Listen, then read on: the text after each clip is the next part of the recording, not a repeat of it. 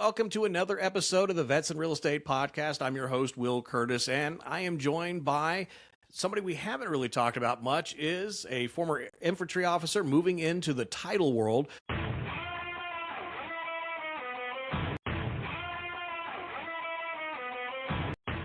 Chris, thank you so much for joining us and being willing to be a part of the show. Yeah, thanks for having me, Will. Excited to be here and excited to chat about veterans and help them figure out their way in real estate. So it's a cool. Yeah, so going from infantry officer to titles, little bit of a different career path. So talk to us about what happened in the military, what you did, and then what that transition started to look like for you. Yeah, definitely. My path into the military. So I went in as an officer. I commissioned out of West Point. So I was service academy, and then went directly into being an infantry officer. I got an engineering degree, but I like to say I was not an engineer a single day in my life because, as you know, I went out there and I led soldiers. That was really my job. Was in Afghanistan. After my basic officer time, was platoon leader in XO. I got to serve a year as a ranger instructor down at 6th Ranger Training Battalion in Florida, which was a great experience.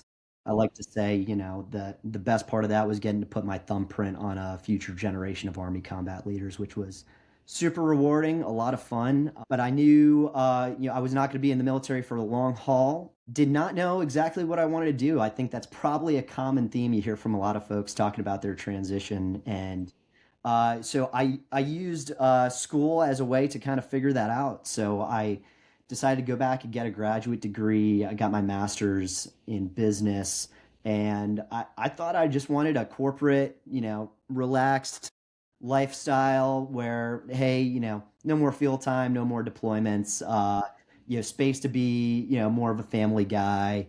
But quickly realized after a couple different roles after my MBA, I worked in management consulting. So kind of the classic, hey, you're working on a small team that comes into a company to solve a problem.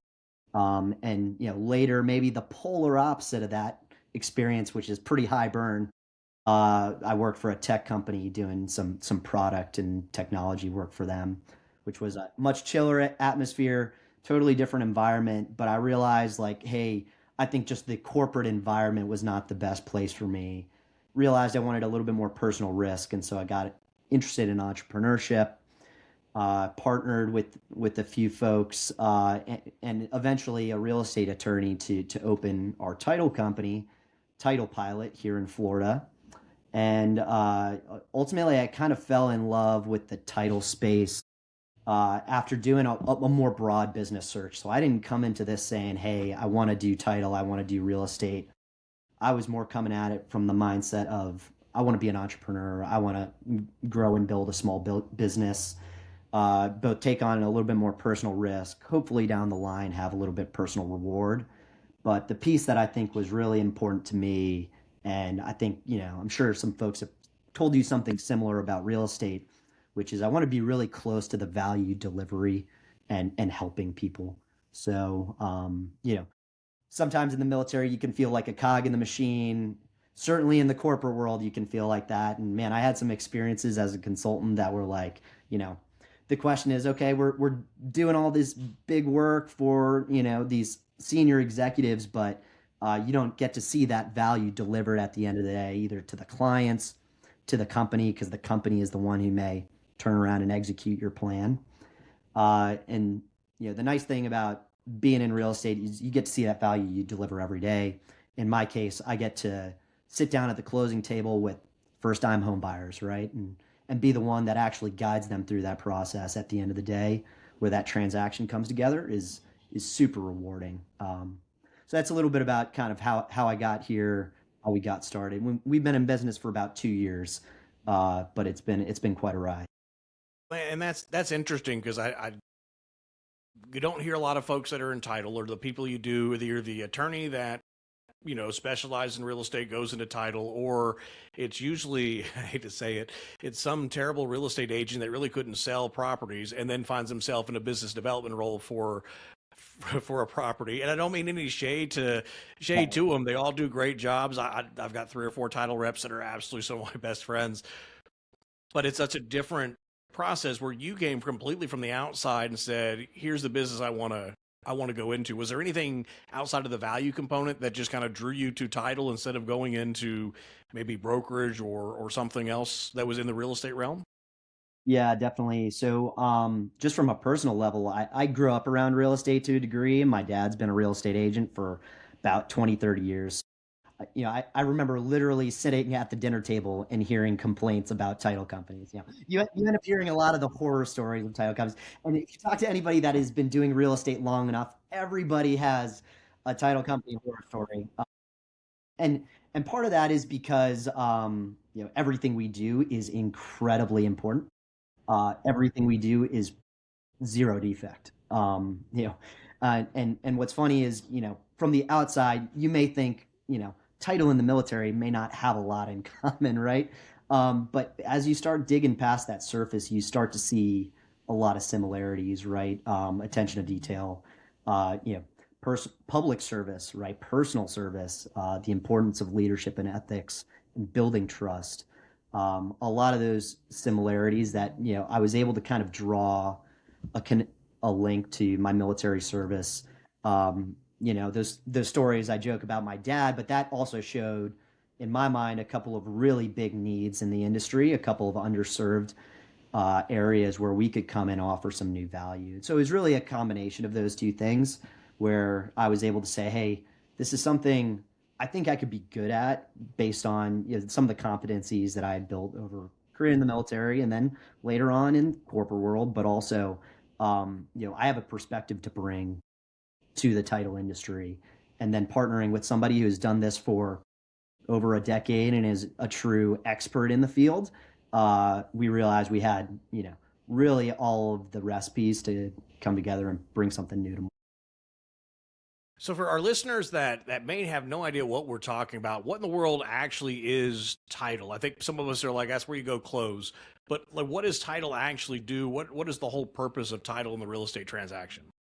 Yeah, it's a really good question. This is how I start every client call the first time we sit down because, again, unless you transact often in real estate, title is a black box, right? So the way I describe it is we perform three roles within a transaction. The first is we act as a neutral third party.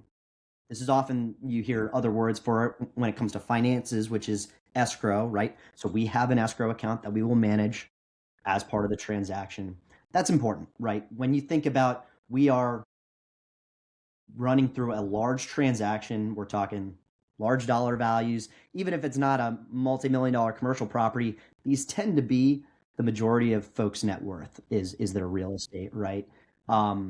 So it is important to have someone in the middle of the buyer and the seller who's able to review a contract, take in a buyer deposit, and be able to say, hey, that deposit's been received, and report when the parties have effectively met the conditions of the contract, right? And be able to report that in a neutral way, which is a really important part of our role. That's different from real estate agents. We do not advise clients. Like that's not our job. We can't give advice because that could be seen as infringing on the other side, right? In a transaction. So that's the first part of our job, which is, that neutral third party or escrow.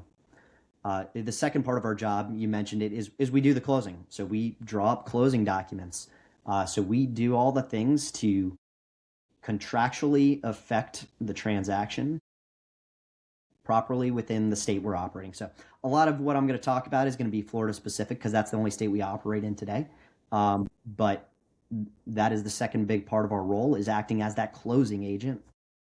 And the third part of our job, which is where our name comes from, is title, right? And so what is title? Title is the concept of it's a legal right to own property. So you might hear people talk about car titles, right? Technically, that's a misnomer. What they really mean is the certificate of title that goes along with the car. The piece of paper is that certificate of title. When it comes to homes, there's no title that is like a piece of paper. It's, really what people are probably talking about is a deed that transfers ownership. So as part of title, what we do is we actually act in an insurance capacity. So we are an insurance agent on behalf of a larger title insurance company. And that title insurance company is going to insure the buyer's right to own that property. And so a lot of people ask, well, what are you really insuring? What is that buyer protected from? That buyer is protected from defects that would impact their right to own and enjoy that property. That could be something as simple as, was it actually sold to them by the right person? Did we have the right seller? That's a pretty big one, right? If you get that wrong, that is what we would call a total title failure. And that's why title insurance exists, right? But there's other smaller things, right? But that can add up in the aggregate. That could be as simple as there was a divorce. Were those proceedings and that marital settlement, was that properly executed? Maybe not even this current seller, but a previous seller. It could be mechanics liens, contractor liens, judgments against current seller or past sellers. All of these things, we will research the history of the property. We will clear everything that we find, but there's always going to be an unknown. Was something missed? Is something else hanging out there in the property records? Was there a judgment that this title insurance company just didn't catch? How does that buyer know, and how are they secure when they are spending hundreds of thousands, millions of dollars? That's what that title insurance policy exists to ensure. So that is our third and truly most important role that we serve in the transaction, which is ensuring that buyer's property rights. Now, a natural question is, why are we ensuring that? Are there other ways to do this? Like, why is an insurance policy really needed? And it's a great question. There are countries across the world that handle things differently. But when it comes to our system of property rights in the US, we have this system of states and even counties within states that handle things totally different county to county. And so you have this, patchwork of property records that ultimately are messy. And it's that mess that really lends itself to an insurance policy that allows a buyer to go with confidence and say, like, hey, at the end of the day, I have this insurance policy and I'm protected. And I think that's the interesting thing, because when you really look at title, it goes back to the inception of the property, right? When it was actually land granted from some governmental entity. So being here in Texas, that gets interesting because we've had 6 major governments over Texas at one point in time, and you get into some small areas, you had small little republics that kind of formed themselves, so they didn't go over the entire state. So that's what gets fascinating and interesting. And maybe I'm going to nerd out a little bit on this, but you start getting into, if it was the Spanish or the Mexican, title that or country that was giving you title, that changes the way that title could have been held. Now, granted, Spain and Mexico had very similar laws, so it's not that crazy. But if we just go over into kind of East Texas, where you had more French or a French law, that starts to change things a little bit as well, depending on who gave that original land grant. And what's crazy is this goes back hundreds of years, and title is going back and saying, we've blessed everything, it's all okay, we're going to cover it, which to me sounds, you guys are nuts for wanting to take that insurance policy sometimes, where I've seen some of these deals just get just convoluted and nasty, and divorce and 37 different heirs to a property, and somebody comes out of the woodwork because they're the illegitimate child and arguing that they should have a say. And I mean, these are all things that title insurance is coming in and covering, is it not? Yeah, I mean, absolutely right. And not just the coverage, but I think what's important for folks, and sometimes buyers are really surprised to hear this, is the title insurance company also has a duty to defend the insured. So if you're a buyer, not only are you, well, to use a fancy term, indemnified, like financially you're covered, but that title insurance company, if somebody brings a claim against you, they have to hire an attorney to go fight them.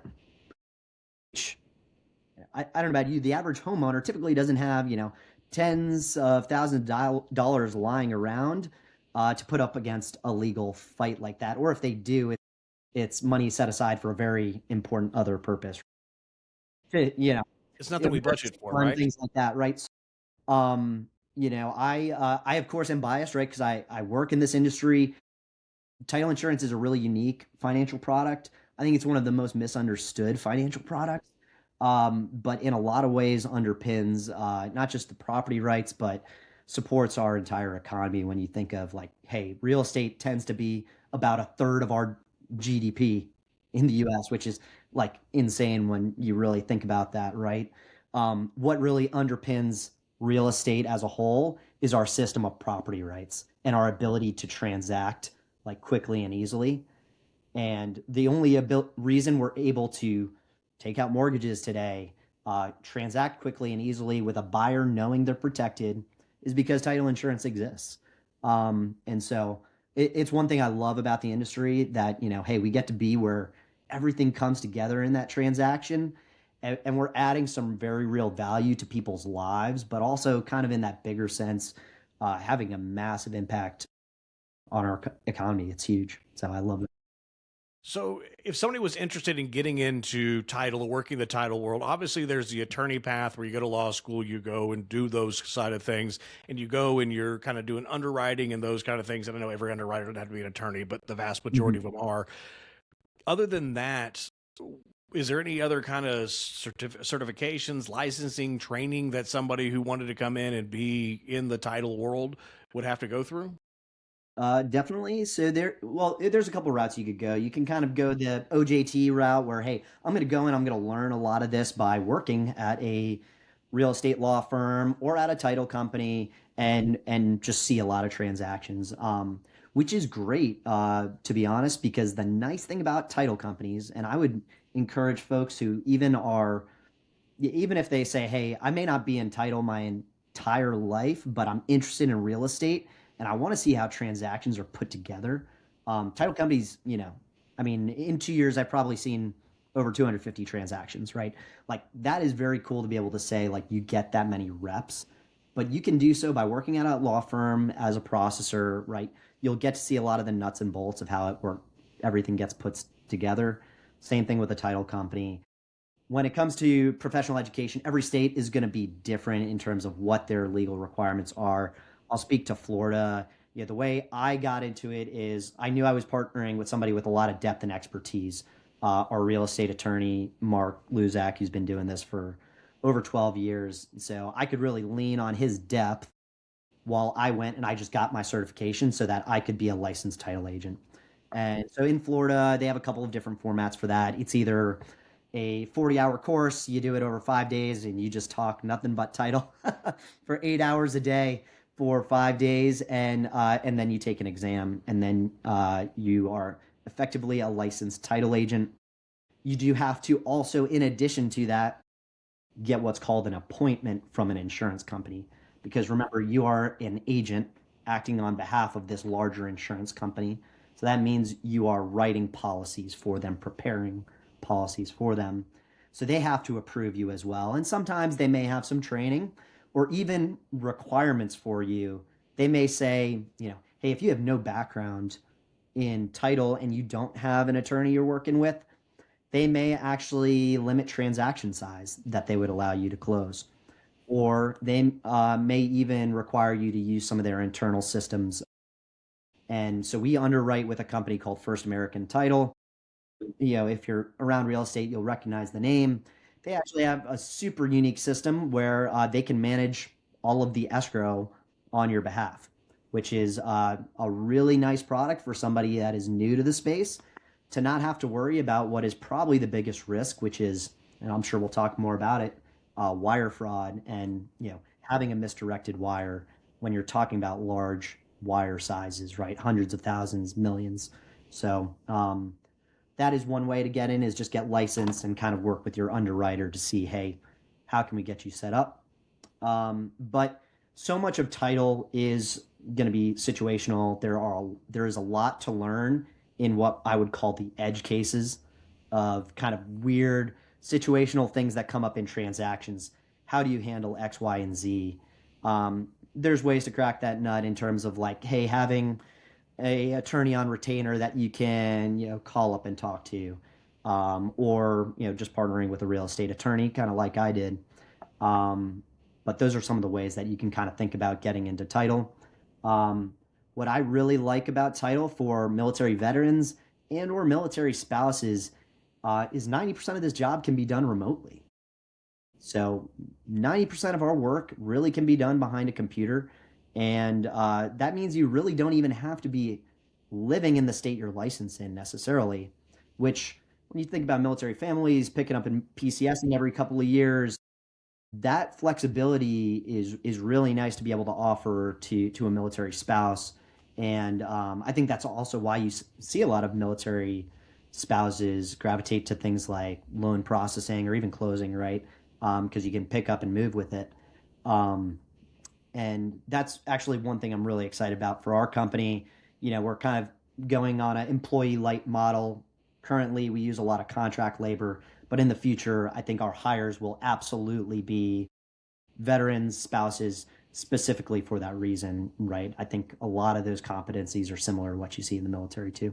Yeah, no, that makes perfect sense. I mean, I know one of my favorite attorneys. He was our in-house for a long time.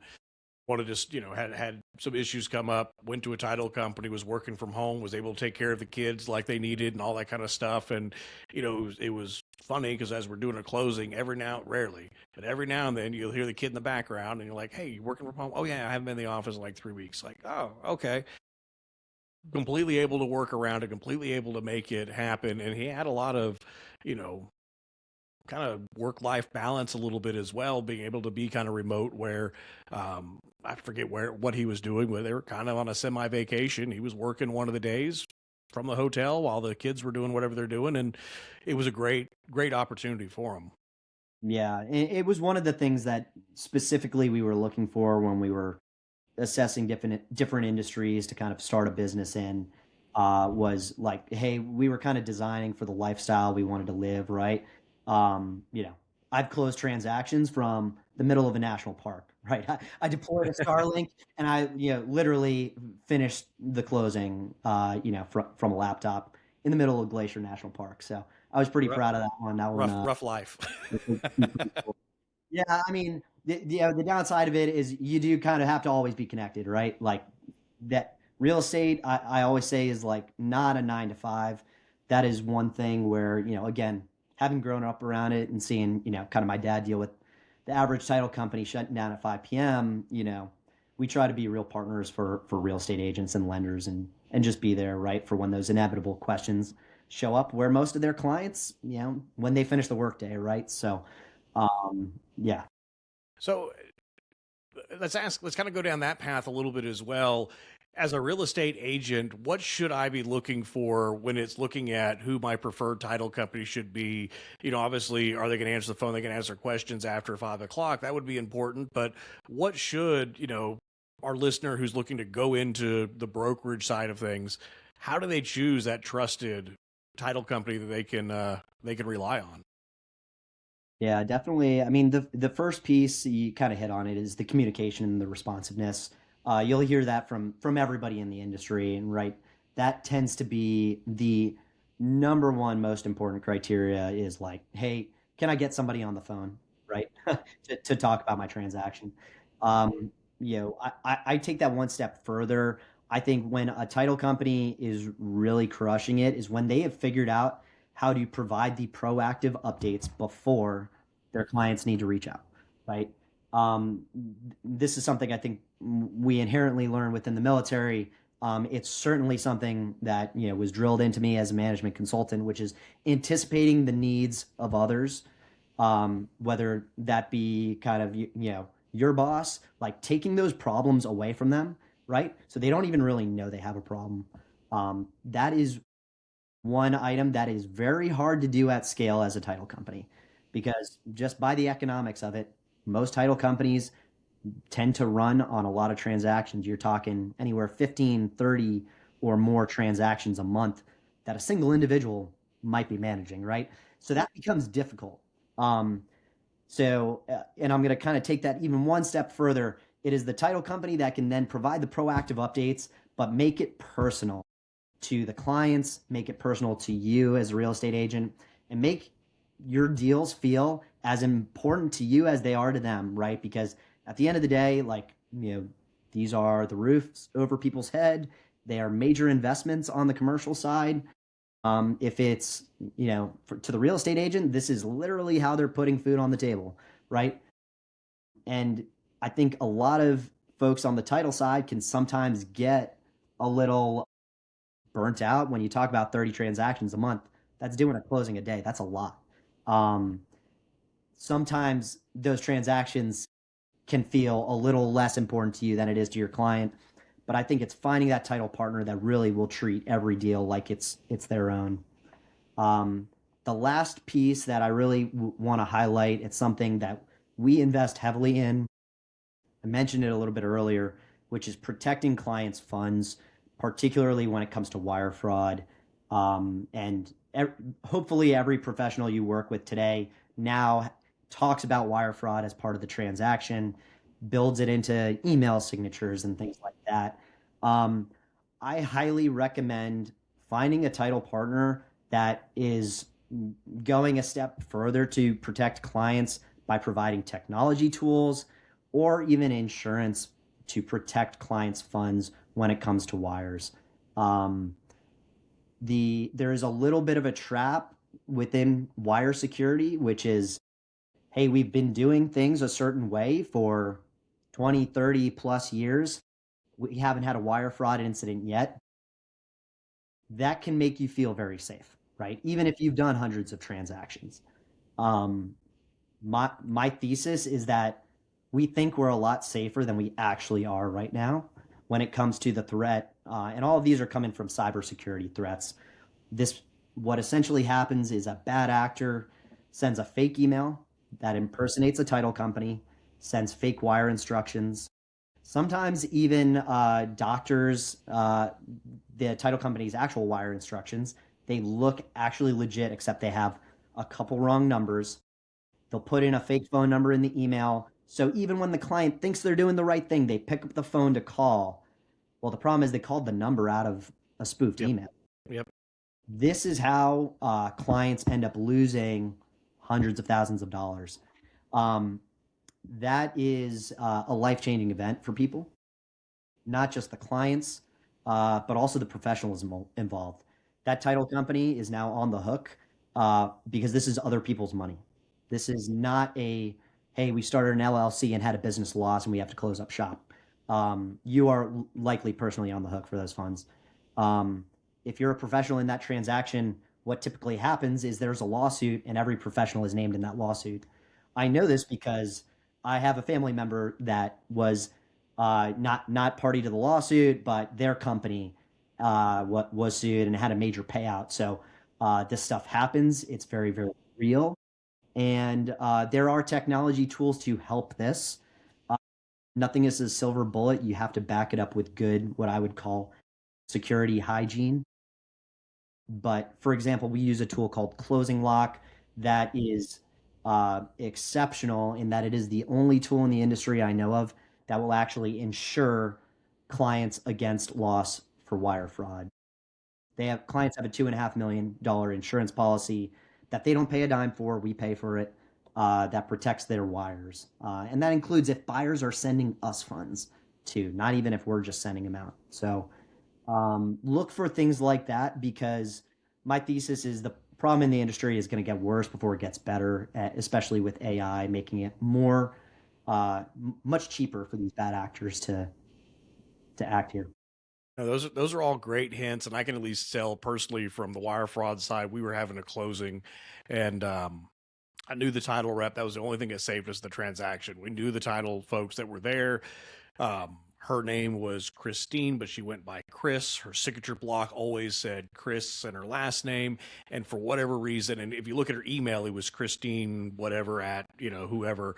And when the email came in, the signature block said Christine and not Chris. And I was like, I don't know. Everything else, until you really dug in, looked at the email address, looked at everything, it was close. It was so unbelievably close that for me, luckily, I had Chris's name in my phone, picked it up, called her directly. No, I didn't send any title instructions. No, it immediately called the client, got everything taken care of, and made sure that we were all good to go. But it was kind of scary at first because it was like, holy crap, like that could have, it looked legit. If I didn't know she went by Chris versus the client would have had no clue. Yeah. It was unbelievably scary. And I'm glad that I just happened to be sitting in front of the computer, see the email come through before my client turned around and, set up the wire. It's that close. And even the FBI has got statistics on this about how quickly they can get money back. If they can get money back, it starts getting into not just the FBI, but into Secret Service, who's there to protect the money. Like it's a huge issue as they get going on. It to me is one of the scariest things. If I was going to go look at a business, title is not one of them because of that risk right there. That I don't know that if you're personally responsible for every loss, it only takes one of those to to put you out of business, right? I'll tell you a story, Will. Our very first transaction we closed was a $2 million transaction. You can't imagine the anxiety of sending a multi-million dollar Oh wire yeah, as your first transaction. You know, I agree with you. It's the part of my business that keeps me up at night. I think anybody in this industry that tells you that otherwise, that means they are probably too comfortable, right? Like you kind of need to stay a little on alert. But from your story, that title company, like one, a great example of why communication matters is you were able to get them immediately on the phone, right? That is yeah.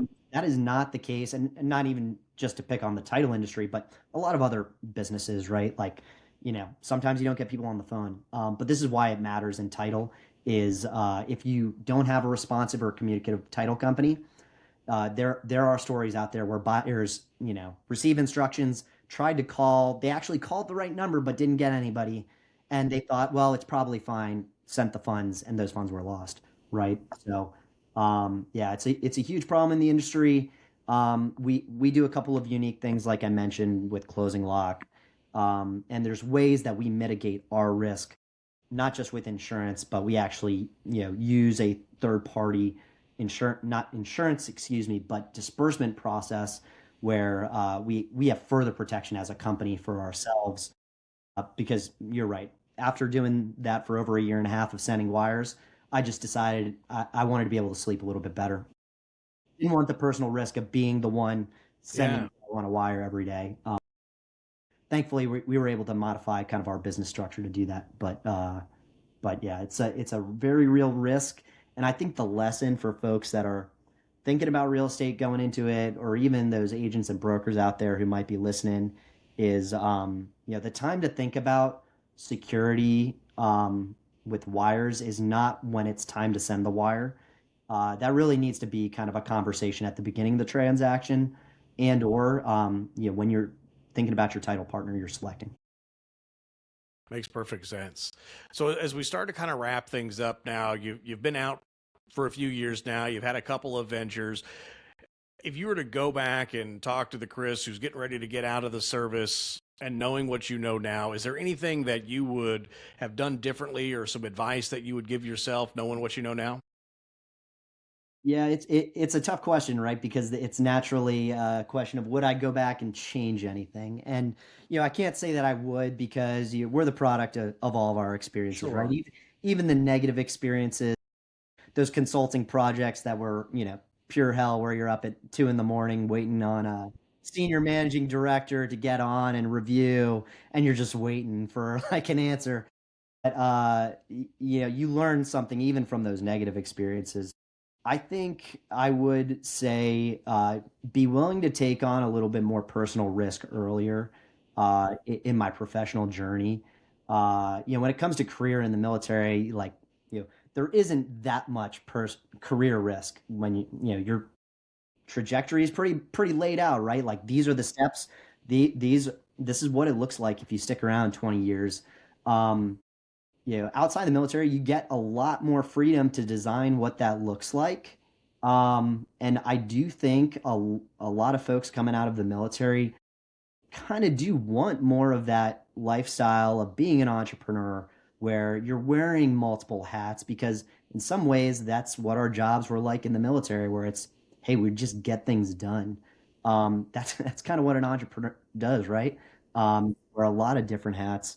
And some I wish I took a little bit more risk earlier in my career because I think I would have probably been a few years ahead in my entrepreneurship journey than if I felt, hey, I want a corporate experience to go and get some reps. I learned a lot from that, right? And I use that every day, but I think a little bit more willingness to take on risk earlier would have been better.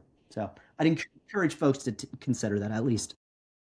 No, that's completely fair, and I think the downside to not taking the risk early is you get comfortable on that corporate salary, you get comfortable in, those seats, and then when it's like, I'm ready to do it, like, well, my wife doesn't really, she's not crazy about this risk. We got kids now, and should I take that risk now? Like that changes the conversation quite a bit. So I completely get it. This is a conversation I have with my wife on a regular basis, right? Should we take another risk? Should we put a little more money into this project? It's ultimately taken away from from the family, and I did it when I was single. That was a different story, right? So Exactly. And as someone who started my business and is, still in the early days in our second year here with two young kids under 3 years old, it is definitely a challenge doing it with kids. It's not impossible, right? And I wouldn't change it, but it's yeah, the earlier you can take that risk, usually the better, right? And you learn a lot. So yeah, that would be my advice. Chris, thank you so much for your time on this one and being able to share your story. And for our viewers, if you found value in this one, give this one a like, give us a question or a comment in there. And if there's somebody who would find value in this episode, by all means, share it to them, send it to them. And then, Chris, if they had questions for you, they wanted to connect or reach out to you, what's the best way for them to do that? Yeah, honestly, the best way is reaching out over email, or if you look me up on social media, that's fine. But my email is chris@titlepilot.com. I'm sure we could drop it in the show notes or something like that. Happy to be a resource, even if you're not doing a transaction with me. The title world I know can be a little bit of a black box. So if you're just looking for somebody to bounce something off of, happy to be that person and would love to help another veterans. Appreciate it. Thank you so much for your time, Chris. Yeah, thank you, Will. Appreciate it.